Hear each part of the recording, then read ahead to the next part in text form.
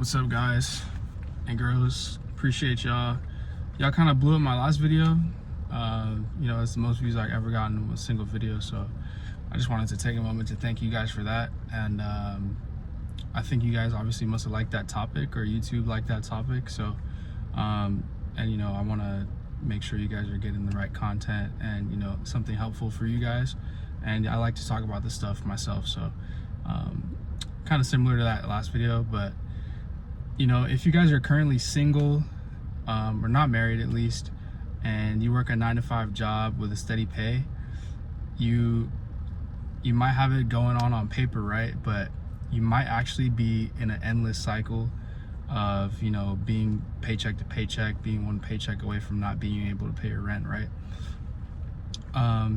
Let me know if you guys feel the same way. But this is especially true if you're not able to live below your means, which is overinflated nowadays with social media. You see a lot of people traveling, buying stuff, dinners, so you kind of assume that based on the way things are going, you kind of assume that you can afford similar things. So you might tell yourself you deserve it, or just kind of overinflate the amount of money that you do have and the experiences that you're capable of affording, right? Which is unfortunate, because I feel like we all deserve at least like the basic necessities of a dinner, and obviously a roof over our head that isn't going to collapse, and a safe, stable home to raise kids and family and all that. So it's unfortunate that the way this system is set up, some people aren't able to take advantage of it, I guess you could say. But yeah, I was talking with my dad yesterday, and he was just telling me that one thing about America, obviously capitalistic society, is that America itself is a business, right? And it favors business people in this country, right? So if you're, like I was saying earlier, if you're at a 9-to-5 and you're not even if you are a doctor, right, you could still live above your means, and you could still be paycheck to paycheck, even if you're making 150, 200K a year and up, right? So it's less about the amount of money that you're able to make, but the fact that you have to work for it every day, right? Even if you're a doctor or a lawyer or judge or whatever, you still have to wake up and go to work, right? That's the whole point of the 9-to-5 salary thing, is that they expect you to actually produce, right? And you're not your own business at that point. So America, and you're still paying taxes on those dollars. Even if you earn a lot of money, you obviously get taxed at a higher tax bracket, right? So it's kind of tough to break out of that cycle. No matter how much money you're making, it's more of a mindset, right? I'm working and I get paid. I'm working and I get paid the same amount, no matter how much work I put in. Even if I go to a new job, different job, you're still working for somebody, right? And me and my dad were just talking about this, and he was saying America benefits business people in terms of tax exemptions, the tax laws, and just the way to accumulate cash, right? He was saying that the best way to get wealthy or just be comfortable, because I know a lot of you guys, some of you guys don't actually want to be wealthy, and that's something that I've had to learn over the years, is like, not everyone wants the same thing I want, or not everyone wants to be necessarily rich, but just being able to cover your basic expenses is getting super hard nowadays, and that's really what people want.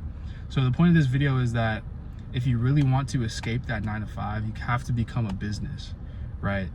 You have to start a business, whether that's selling things online, selling things in person, doing some sort of service where you can hire other people to work for you. That's scalable, right? This is the only way to really break out of that cycle in America, unless you're born into it, or you have like a trust fund that you can tap into at some point, right? Obviously.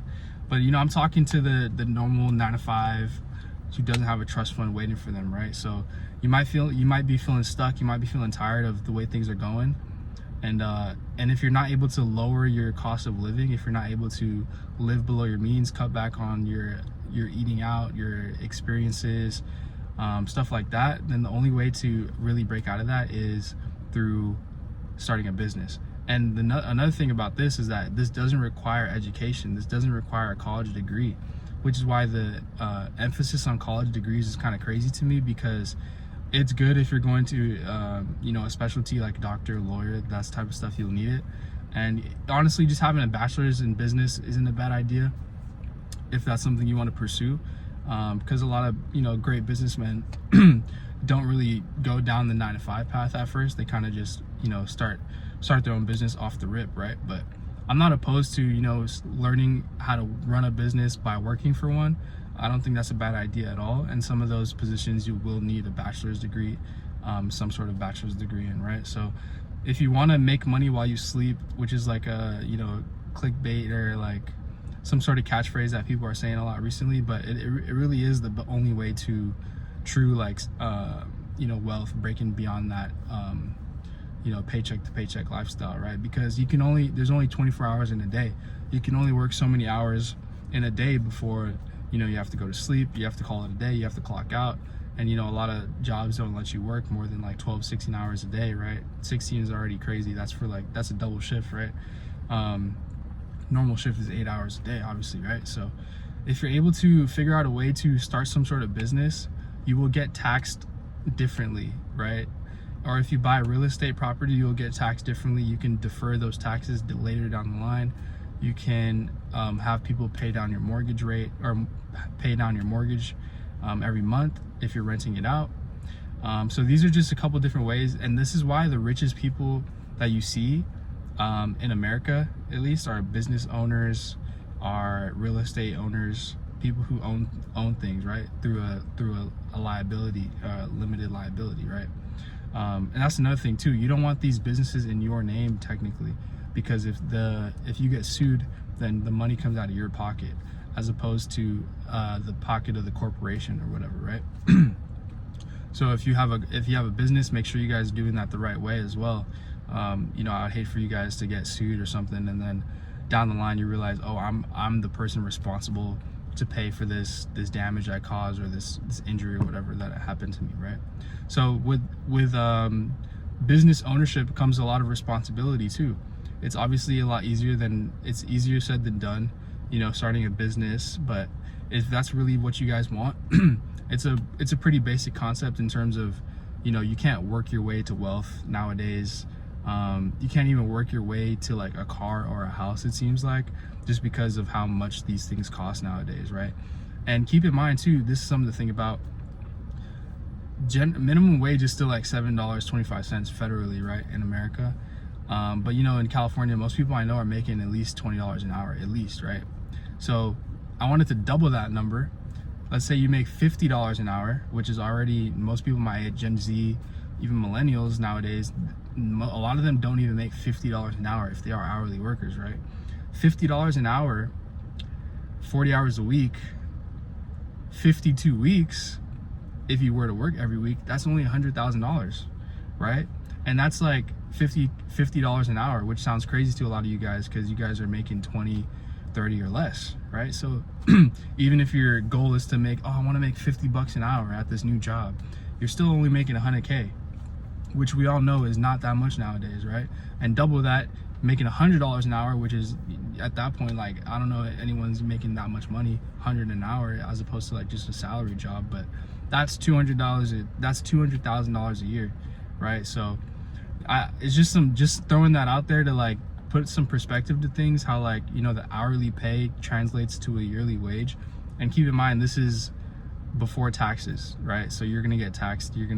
If you're really making 50 bucks an hour, you're not making 100K like net hitting your account, right? So just something to think about. I'm, you know, working on starting my own business and stuff like that, and even working in sales and commission, right? Like I have more flexibility and more power over how much I get, how much I make. If I put in more work, then I'm able to make more money, as opposed to like a hourly job where it's like, yo, I could work overtime, or maybe, oh, you get paid more for overtime, but I could work hecka hard, right? But I'm still making the same amount of money. So just something to think about. Hopefully you guys gain something from that.